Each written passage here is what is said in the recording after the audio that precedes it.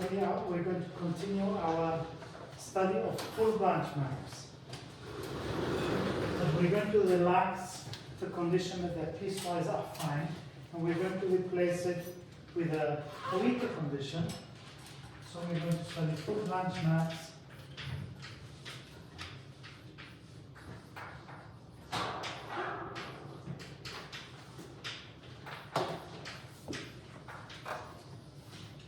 With bounded distortion.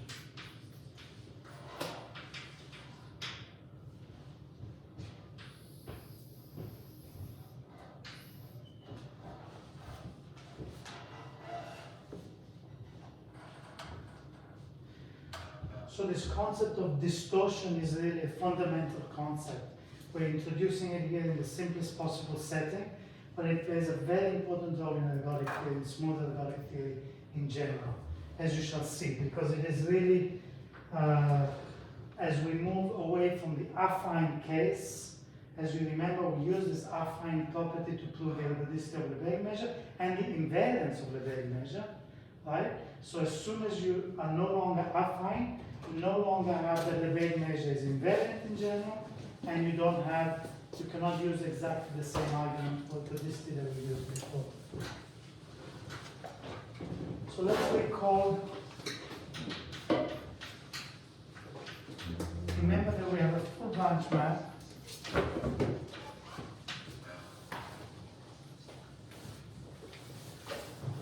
Remember the definition of a full branch map. We have the sequence of partitions, right?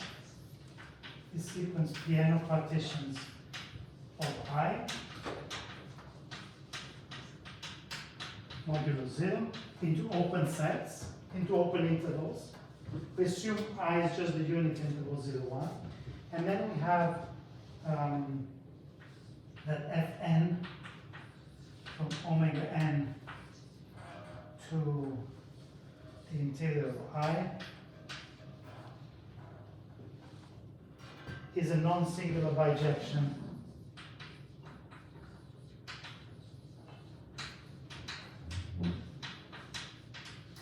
okay, in general, and sometimes it's a homeomorphism or a diffeomorphism, we will see, right? Into open intervals, into open subintervals.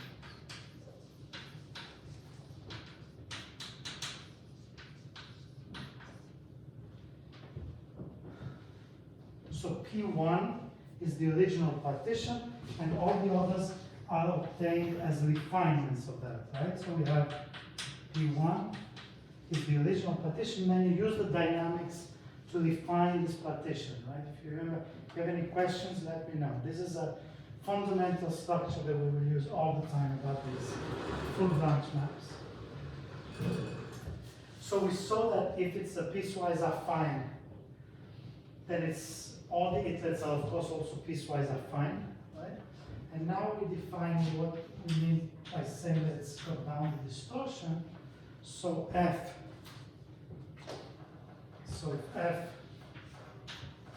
is a C1, is a piecewise C1.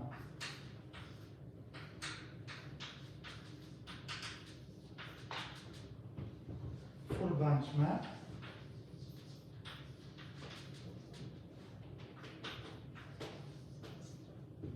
Which means that each of these is a C1 diffeomorphism of the open interval. This will be relevant in a second. Has bounded distortion.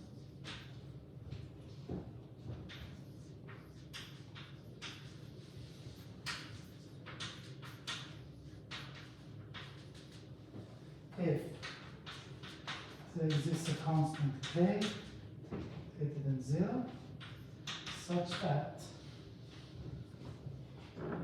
for all n, for all omega n in Pn, and for all x and y in omega n, so this means at every level, remember intuitively I talked about these partitions in some sense defining the scale at which you're looking at the phase space, right? Because under some very mild assumptions, this partition generates the space, so they shrink to a single point.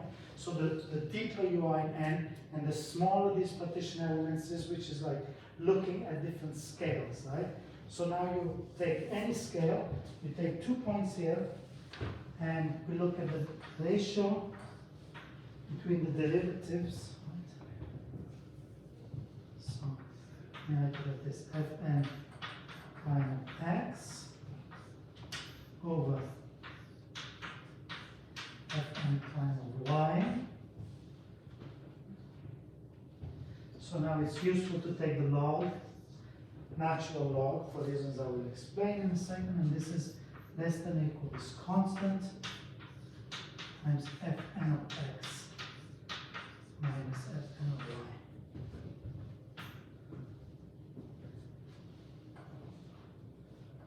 This is the definition.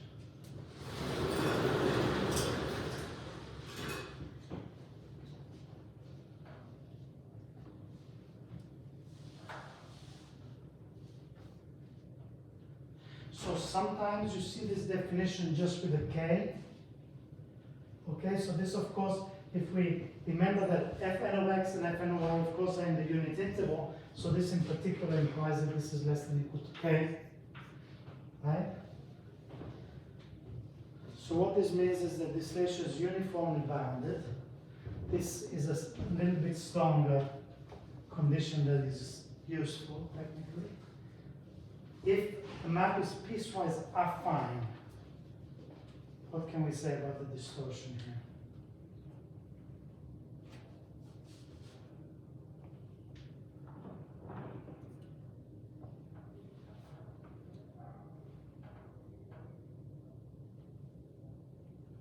The derivative should be constant along omega n, so the left side is 0. Exactly. Right? So, in the piecewise affine case, trivially has bounded distortion because the left-hand side is always 0. In some sense, that's the main reason we put the log there. It's just to call it as 0 distortion when they are the same. Right? So we will look at some examples now to get a better feeling for what this bounded distortion gives, but first I just want to emphasize this, that it generalizes, as you can see, it extends a little bit to piecewise affine case because it is allowing these derivatives to be different. Remember that we're taking 2 points inside one element of a partition, right? This is important, of course. We're always comparing the derivative of Fn inside an element of the partition omega n, right? So once you fix n, you have a full branch map, Fn, right? So you look at each element, you're not comparing the derivatives in 2 different branches, they might be completely different. But inside each branch, you look at the derivative at 2 different points, and you want some kind of bound of this. And of course, crucially, this bound should be independent of n, right? This is the crucial part of this definition, is that there exists a k such that for every n, this is true. This is a non-trivial condition. So let me state first of all our main theorem that I hope we will be able to prove today, which is the theorem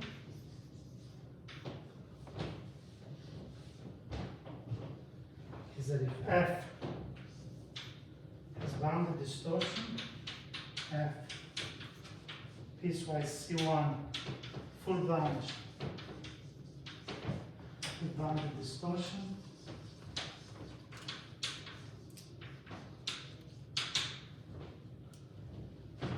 then f admits a unique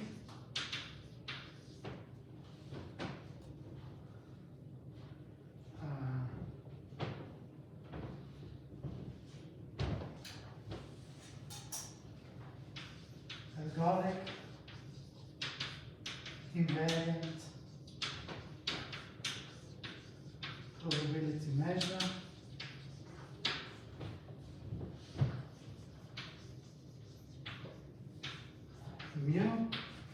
which is equivalent to Lebesgue. Equivalent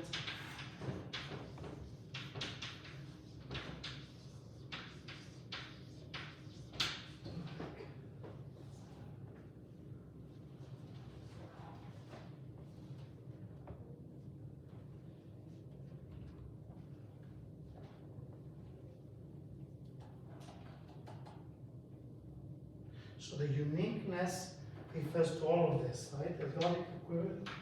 It does not admit a unique ergodic event probability measure, but it has only one which is equivalent to Lebesgue, and it has one which is equivalent to Lebesgue.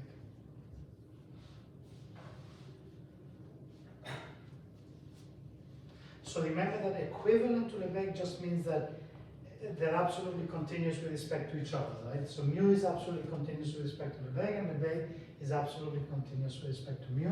In fact, we will show that mu has a density with respect to Lebesgue, which is continuous. So it has a very, we can control very well the relation. So this equivalence to Lebesgue is a very strong equivalence in some sense. It's almost like Lebesgue.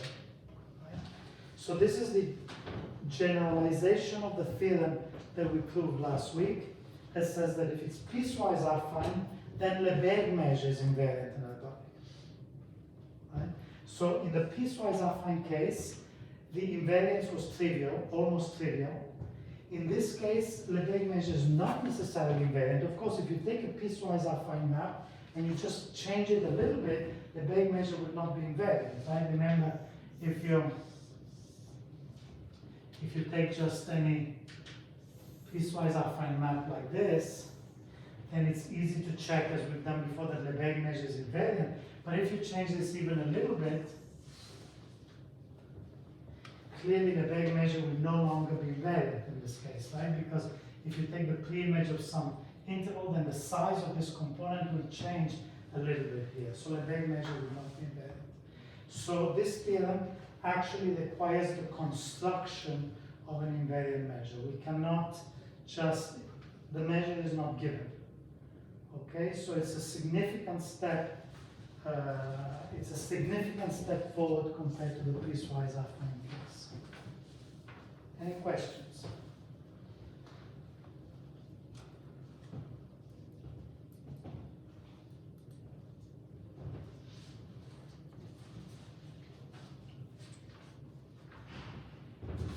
Okay. So let's first look at some examples before we prove this theorem of maps that have or do not have bounded distortion. Bounded distortion is a non-trivial property. So there's a bunch of maps which are full branch that clearly do not have bounded distortion. So let's start with some counter examples. Right? Counter examples.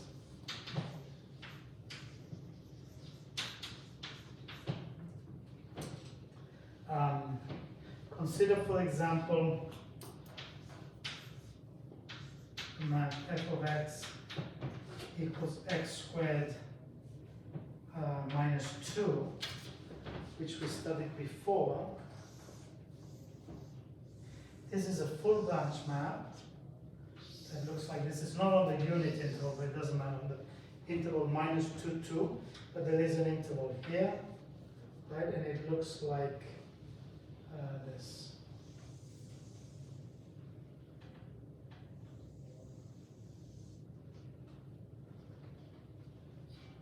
Is this a piecewise C1 full branch map?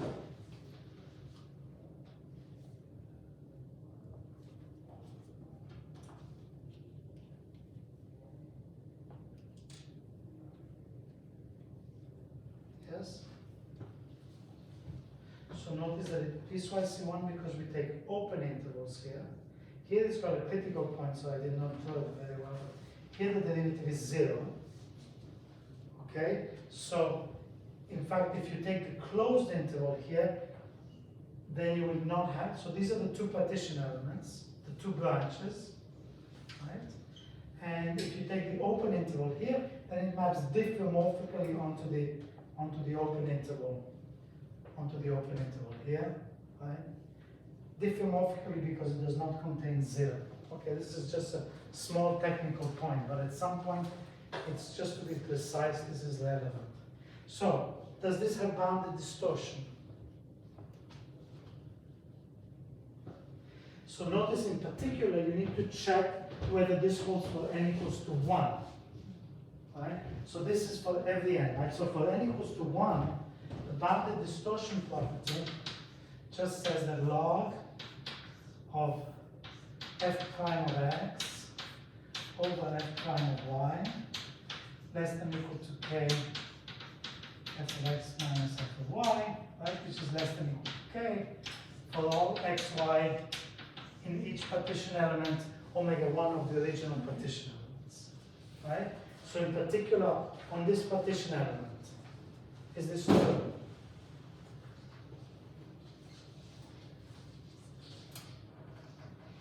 Can this be true?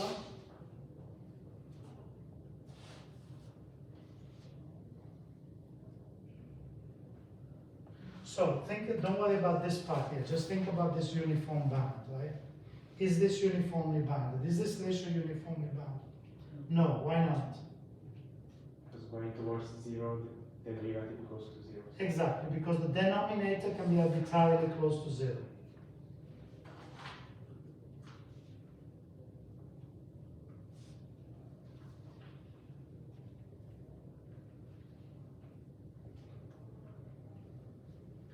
So it's clear from this is the version of the bounded distortion for n equal to 1. It's useful, and we will also come back to this. For n equals to 1, you can see that there are two immediate obstructions to bounded distortion. One of them is if the derivative goes to 0. The other one is if the derivative goes to infinity. Right? So you can have other examples like this one. These are called Lorentz maps. And I'm not going to give the explicit formula, but you can just these are just classes of maps in which the derivative here goes to infinity. So here it looks like the square root, for example, of x, right? So it goes to infinity like this, and then it's full branch like this. So here again, this is also full branch. It's got two branches, but the derivative goes to infinity, so it cannot have bounded distortion even for n equal to 1.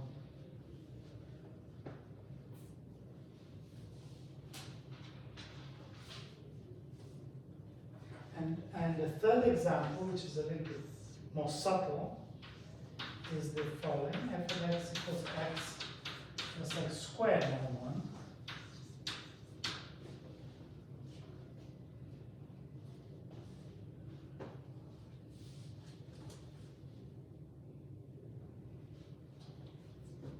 So this looks like, so you need to think a little bit about what this looks like. In fact, it turns out it's got two branches. The derivative of this is just equal to 1 plus 2x.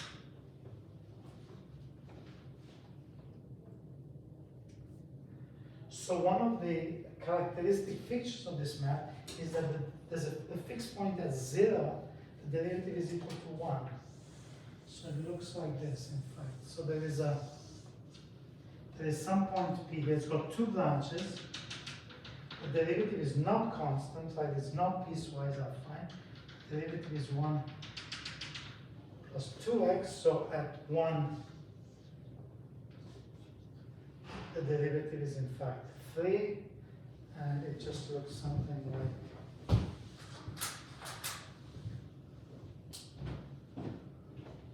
so here the derivative is 1, which means that it's tangent to the diagonal, and then the derivative increases like this. Like this, it does not become infinite, of course. It's just, it's finite, and the derivative is 1 here. So it's two branches. This is a piecewise C1 full branch map. Does it have bounded distortion? Let's see if we can work this out.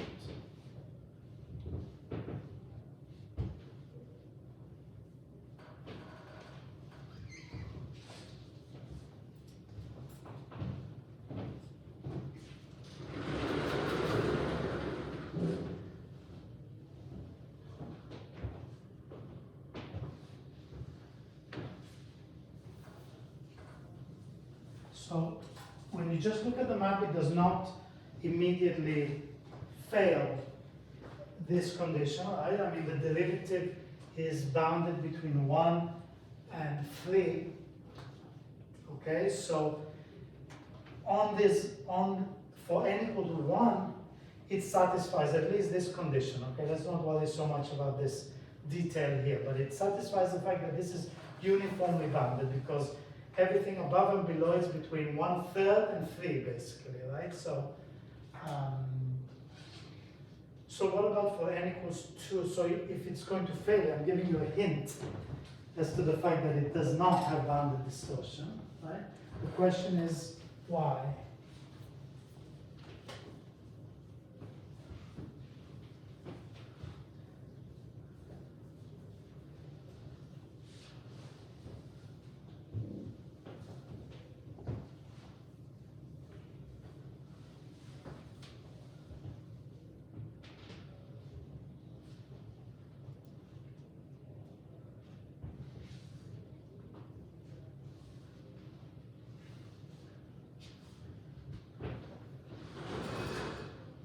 I'm not asking for a formal proof, right? It's just a convincing argument. What does the second iterate of this map look like? F2.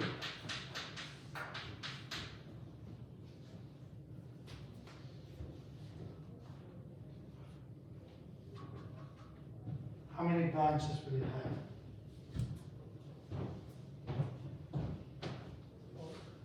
How many? 4, right? We've seen the construction. I said it was important to get a feeling for this construction of these refinements. Okay, so the exact position of the branches is not so important. So let me just draw 4 branches. Okay. Now what are the characteristics? How can you describe these 4 branches? What are they going to? Is it going to be kind of expanding? So the derivative there is always bigger than 1, except for the fixed point. Right? So of course, when you take the second iterate by the chain rule, the derivative at every point is just the product of the derivatives, right? At x and at f of x. So it's also going to be bigger than 1. What was the derivative at the fixed point going to be?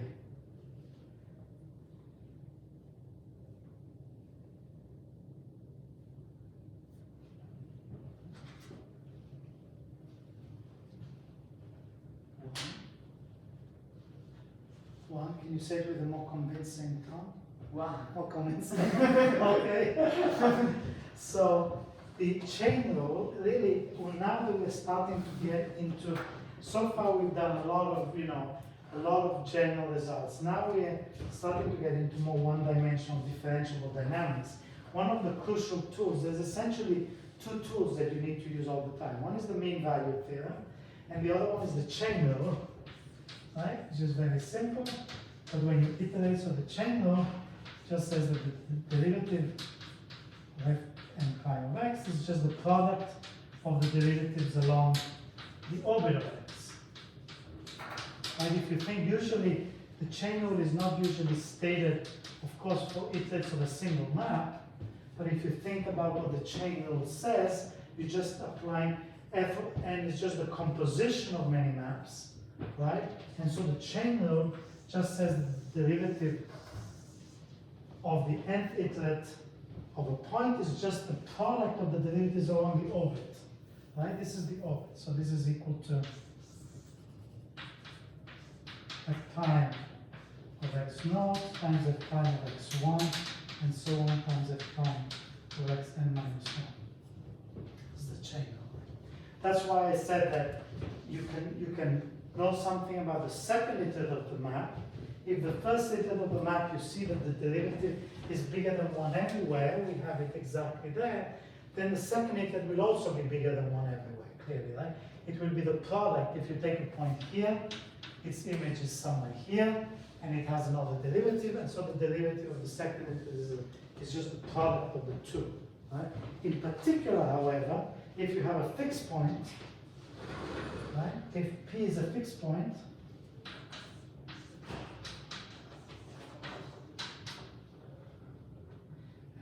derivative at this fixed point is equal to whatever lambda, right? Then of course the derivatives is always lambda fn prime p is just equal to lambda to the n, right? Because p is a fixed point, so it's just the product of the derivatives, just lambda to the n. In particular, if lambda is equal to 1, then it's always equal to 1. Okay? This is the simple observation we made. So this means that this will look like this. So this will also be equal to 1. Okay, this will be really whatever this is.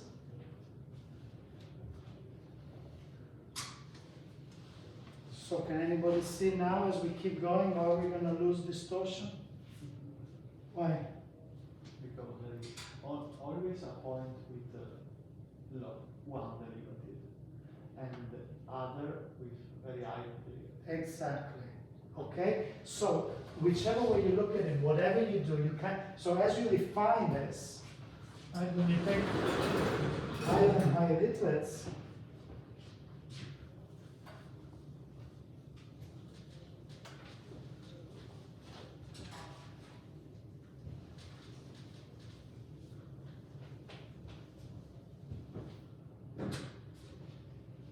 so it's not easy to, it's not difficult to see that these are also shrinking, right? So when you take a very large itlet,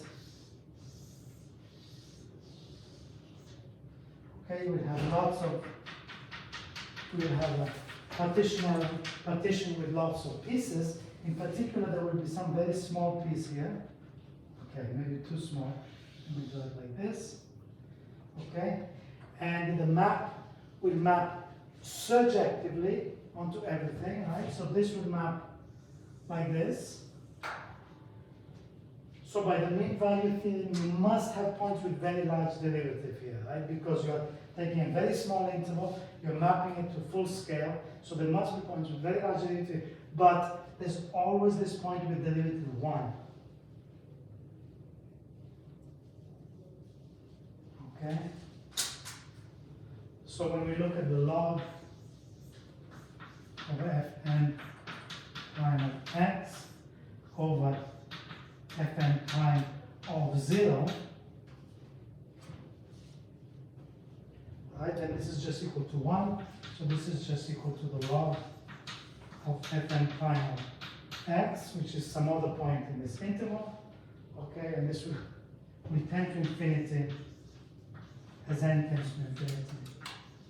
Because you're taking, again, it's just mean value theorem, right? As long as you can show that this partition element goes to 0, it will become arbitrarily small, and since you take this arbitrarily small interval and you map it to fixed scale, there must be points where the derivative is arbitrarily large. Simple argument for that.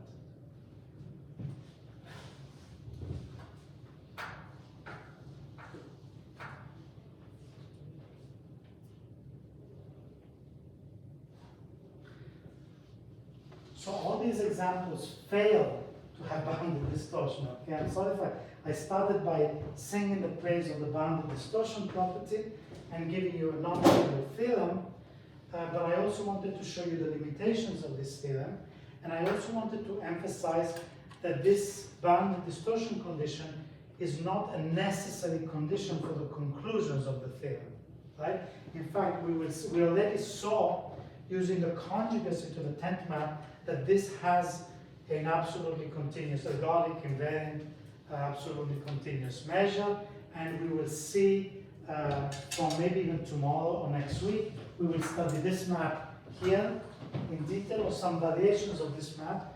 If you have x squared, then you don't, but if you have x1 plus alpha, then you also have an absolutely continuous invariant measure equivalent to Lebesgue here. So while I want to emphasize the importance of this result, I also want to say that this bounded distortion is an important, sufficient condition for this. Right? There are examples. However, the way we're going to study these other examples is also using this theorem. So this theorem is not just something that we're going to move beyond. This theorem is the one that has its own importance, but also when we do not have bounded distortions, we're gonna carry out a construction and show that there is inside it, hidden inside, there is actually a full branch map with bounded distortion. This is what we're going to do either tomorrow or next week.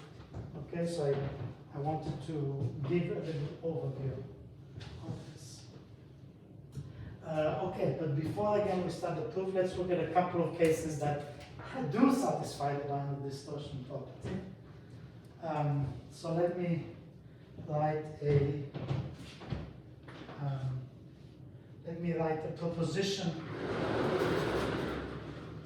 that helps us to verify the bounded distortion property, because the bounded distortion property being formulated depending on infinitely many iterates is not easy to verify, right? So to give an example, besides the piecewise affine case, it's not easy to give examples, and we're going to need the following proposition.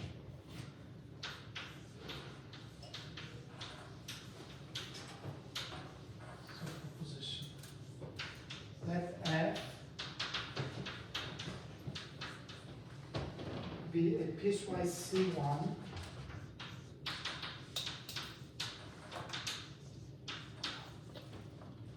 uniformly expanding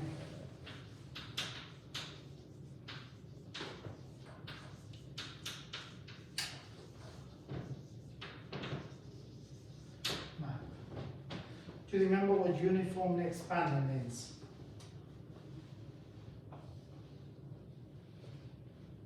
What does it mean?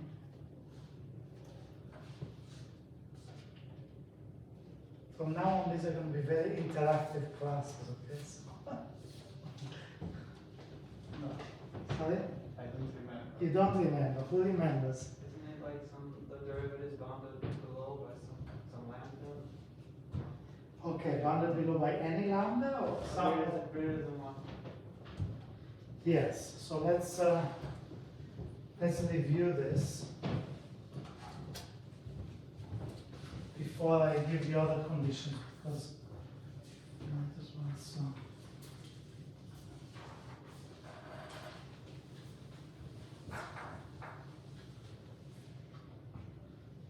so there's various levels of definition. So let me write here this definition. So F, again, let's say it's a C1 full branch, is uniformly expanding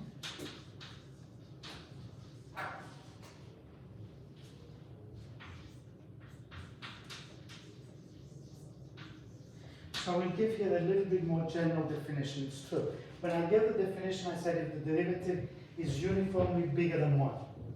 That was the definition I gave. In fact, there is a slightly weaker, more general, so let me give this in. Is uniformly expanding if there exists constants C and lambda greater than 0, such that for all n greater than or equal to 1, for all omega n in Pn, and for all x in omega n, we have that the derivative of x is greater than or equal to c e to the lambda n.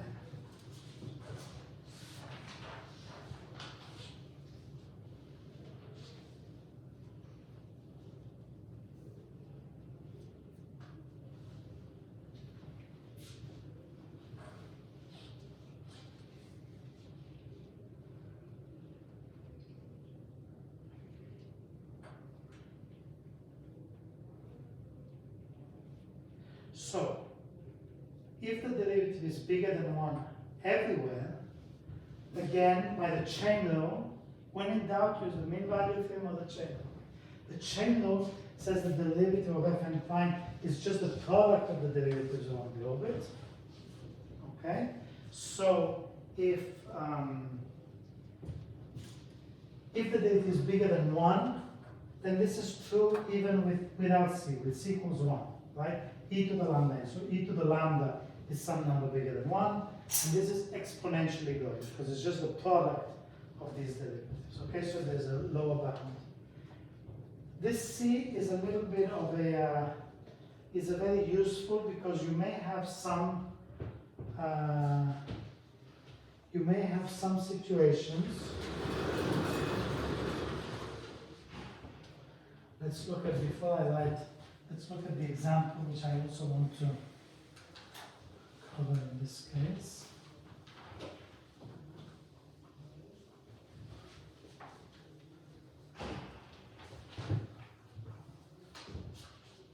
So if you remember the Gauss map,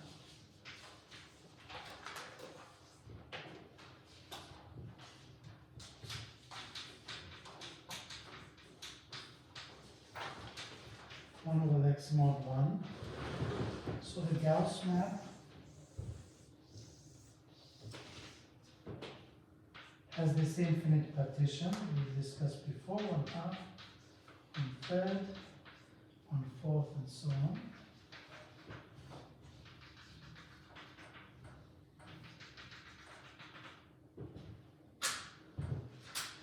And it looks something like this.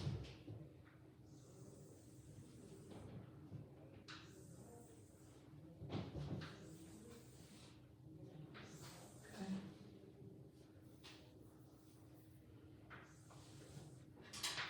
So on.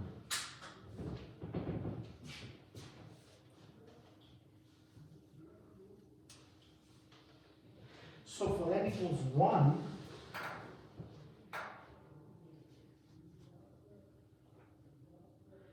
for n equals 1, so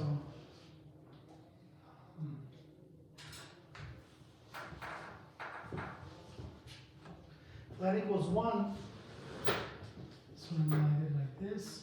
In particular,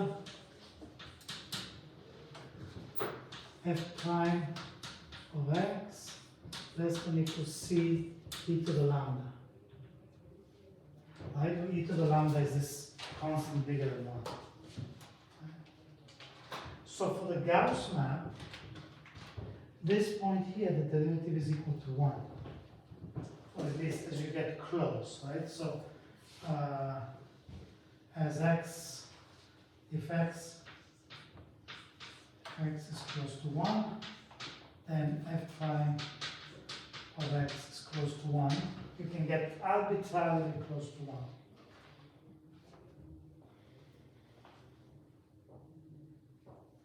Okay, which means that you could not satisfy this uniform expansivity condition if c equals to 1, right? So, does not satisfy,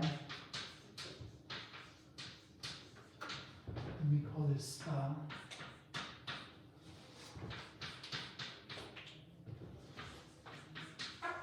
With c equal to 1. If it did satisfy it, we would have satisfied star with c equal to 1, which would mean that f prime of x should be greater than or equal e to the lambda, for some lambda, fixed, right? And this cannot be true, because this is bigger than 1, and if I get sufficiently close to 1, I will get a point at which the derivative is less than that.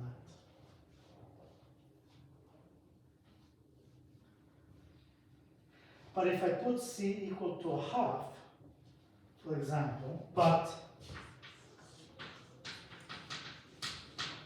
if c is less than 1, say c equal to 1/2, then the question is, then it satisfies it. Okay, as long as lambda is small.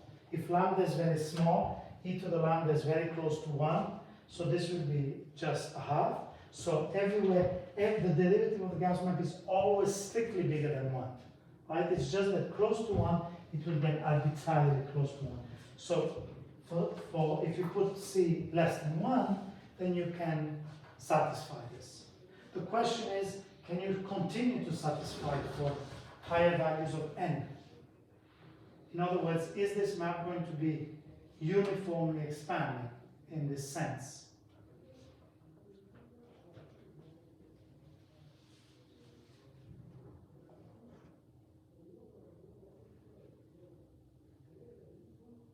Any ideas?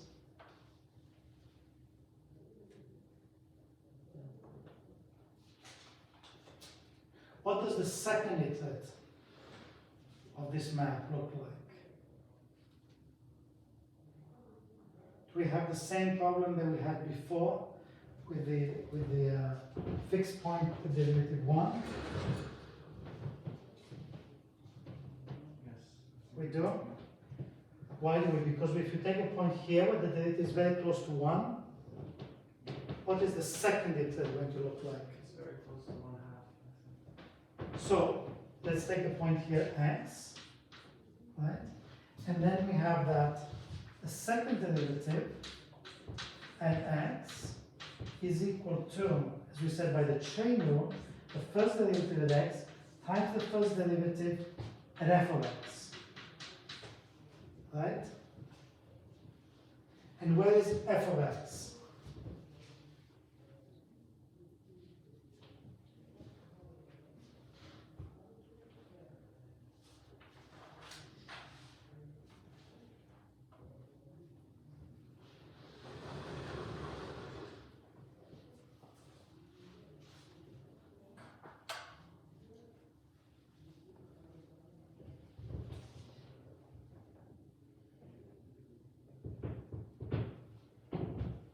Where is f of x? So f of x is here, right? This maps 0, 1 to 0, 1. And here we have f of x maps to here, because this is not a fixed point here, right? So the maps do not stay near the fixed point. These points that are very close to 1, they map very close to 0. And what is the derivative here at f of x? It's very big.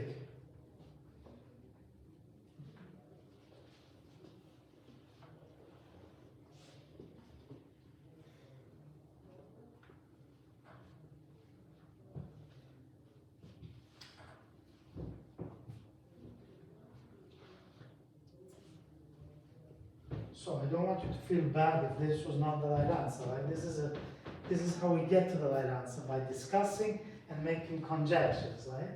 And trying to understand how it goes. So in this case, we have a situation where we do not satisfy this condition with c equal to 1 here. We need c equal to 1/2, okay? But the question is, so I'm kind of making 2 points at the same time.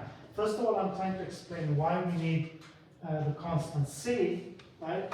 And second, I'm trying to explain why, even though we have the constant c, we still have an exponentially growing derivative. Even though the derivative might not be strictly bigger than 1 everywhere. And this is an example, right? So here you can see that the derivative is big. If you take some small neighborhood here, 1 here, the derivative is very close to 1, right? But everywhere else, the derivative is bigger than 1. Here, the derivative is huge, okay? And in this particular example, we have the situation where the region, the points where the derivative is close to 1, they actually map after 1 iteration to these points where the derivative is huge. Right? And also, if you look at the pre-image of this, all the points that map close to here, the derivative might not be huge here, but it still is fairly big. Right? So in this case, we can show that the second iterate of the map, the derivative is always bigger than 1. So for the second iterate, this is big. Right? So if you look at the second iterate of the map, then the derivative is uniformly bounded bigger than 1 for the second iterate. Right? And so I will leave it an exercise for you. The lemma here that says that f is uniformly expanding if and only if there exists some, let me write it as big lambda here, big lambda greater than 1, and there exists some n0 such that the derivative f 0 phi of x is greater than or equal to lambda, greater than or equal to lambda for all, okay, this is again the same, for all x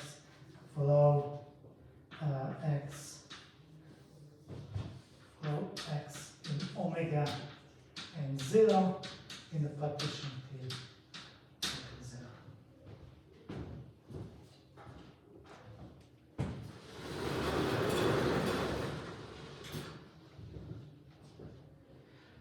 So this definition here on the right hand side is the definition, the first definition I gave, which says that the derivative is always strictly bigger than 1 everywhere. Okay? But for some iterate of the full branch map. So if you take some iterate, you take that full branch map, the derivative is strictly bigger than or equal to 1.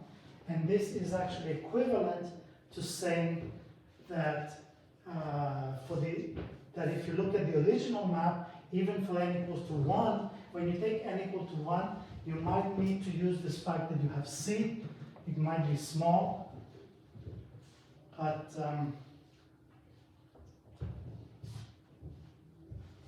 eventually you're going exponentially fast, right? So you can see from this condition here that what this is saying is that the c has a role only when n is very small. Because when n is very large, this is going exponentially, so even if c is 1 over a million, eventually e to the lambda n is going to be much bigger than a million, and the c is not going to be significant anymore. Right? The reason we have that c is to deal with some situations like this, where for the first iterate, you cannot have this condition here, but for the second iterate, you can. Right? The Gauss map is a perfect example where you can really see this, okay? So for the second iterate, the derivative is uniformly bounded bigger than 1, but for the first iterate, it's not, and therefore you need to have some c in there. It's a little technical point, but it comes in to calculations. Any questions about this?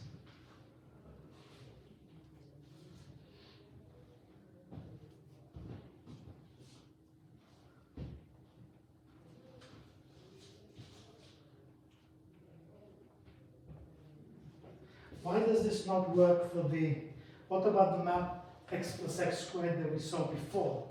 Is it uniformly expanded? The one with the fixed point at 0. If we take a small c, will it work?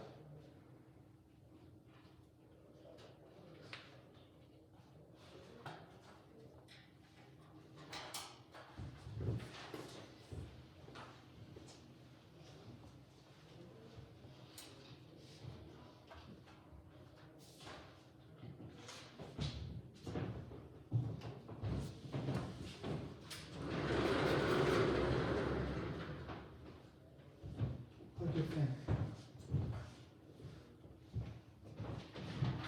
No, Why not? because the derivative there is always 1. Exactly, and so sufficiently close to it, the derivative will be sufficiently close to 1, always, for every n, right? So you can never have, what this is telling you is that if when n is sufficiently big, for example, whatever c is, so you need to fix a c. Suppose you fix, even if you fix c equals 1 over a billion, right? Eventually this will go, right? Bigger. So eventually this whole thing will be bigger than 2, for example.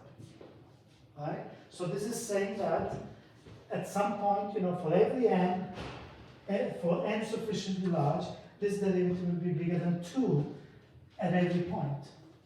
But this is false in our case, right? In the case when you have the neutral fixed point, the derivative 1, then for any iterates close to that fixed point, the derivative will be arbitrarily close to 1, and therefore you cannot satisfy this. So it's important to compare these two cases, right? Both the Gauss map and this is called intermittency map, for reasons which I will discuss, the one with the fixed point at 1. Because it's a fixed point that has derivative 1, then it fails the uniform expansivity condition. Here, it's not a fixed point, so does not automatically imply that it fails, because this point where there is less than 1, it goes to somewhere where there's large derivative, which compensates for that.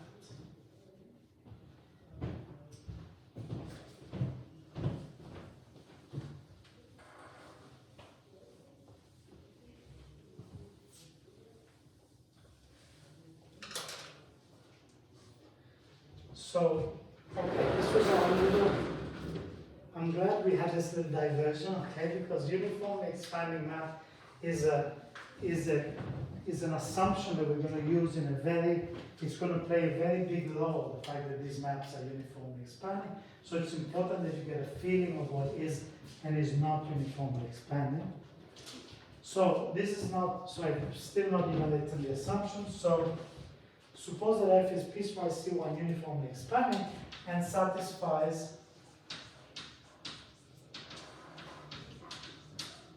at least one of the following assumptions. At least one of the following conditions.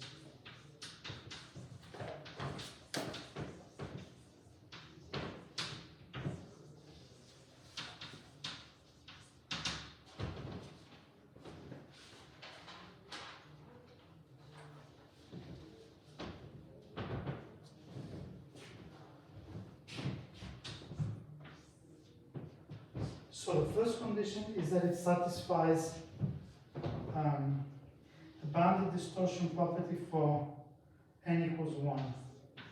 So satisfies bounded distortion for n equals 1. Okay, so just the fact that log of f prime of x over f prime of y is less than or equals some k f of x minus f of y for all x, y, and one partition element of P1. So either this or is piecewise C1 plus alpha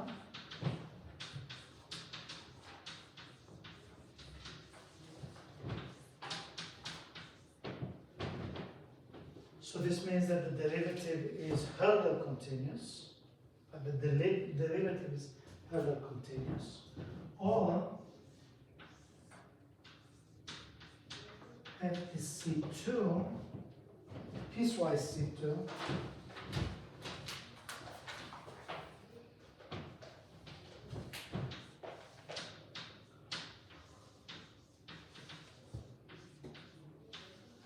and satisfies the following condition: supremum of second derivative of x over the first derivative squared over all omega in P1 and xy in omega is finite. Okay, let me write the conclusion here and then we will talk about this. So the conclusion is simply that then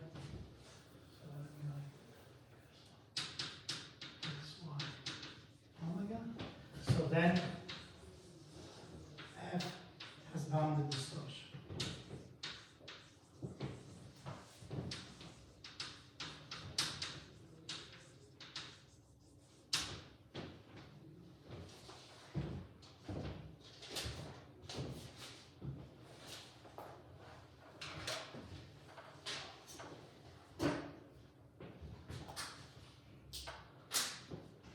Okay, so maybe before we prove this, we'll have a little break, but first let's discuss briefly the assumptions.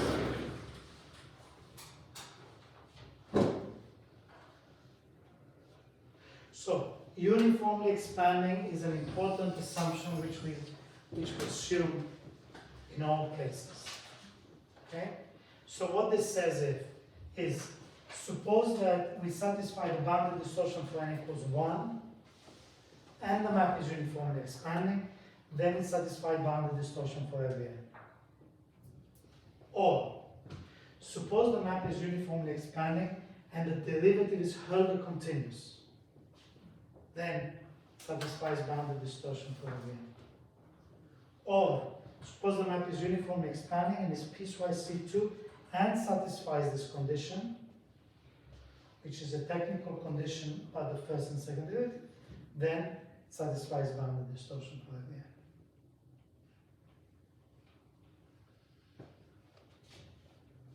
So just one question, again, a very subtle point here, about 2 and 3. So what is the stronger condition, C2 or C1 plus alpha?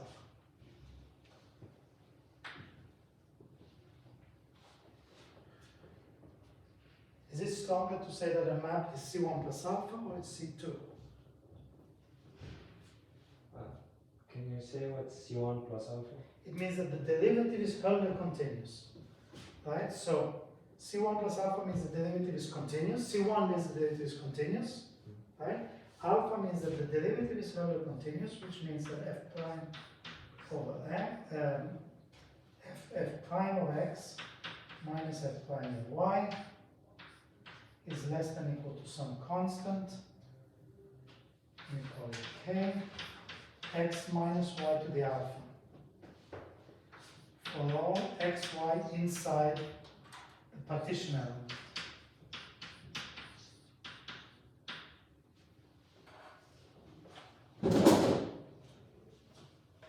So when alpha is equal to 1, this is Lipschitz continuous, right? So Hölder is a generalization of Lipschitz. So why am I saying that it's enough to have C1 plus alpha, but if f is C2, then I'm adding an additional condition? If C2 usually is stronger than C1 plus alpha. Because C2 means that the derivative is differential, continuously differential. So what's the difference between the derivative being Hölder and the derivative being continuously differential? It could not be bounded in this second case. Like if we were on a compact, that would imply also continuity. Exactly right. Okay, this is a small subtle point, but it's crucial. If you are on a compact interval, then C2 implies C1 plus alpha, right? But since you're not on a compact interval, what we are assuming here, and which I did not make explicit because not to give it away, is that the Hölder constants are uniform on all partition elements. Right? They're uniform on all partition elements, and so your map, for example, the Gauss map, so I will leave as an exercise, okay, that the Gauss map is uniformly expanding, which we already discussed, and satisfies this third condition here. But it does not satisfy the C1 plus alpha because it has these branches where you have very large first and second derivatives, so it does not satisfy with uniform bounds this Hölder continuity of the derivative. On the other hand, we want to include this because this is a regularity condition, it's an actual regularity condition on the regularity of the map. So these are, in some sense, 3 independent conditions. In fact, what we will show, not completely independent, because what we will show in the proof is that that's 3 implies 1.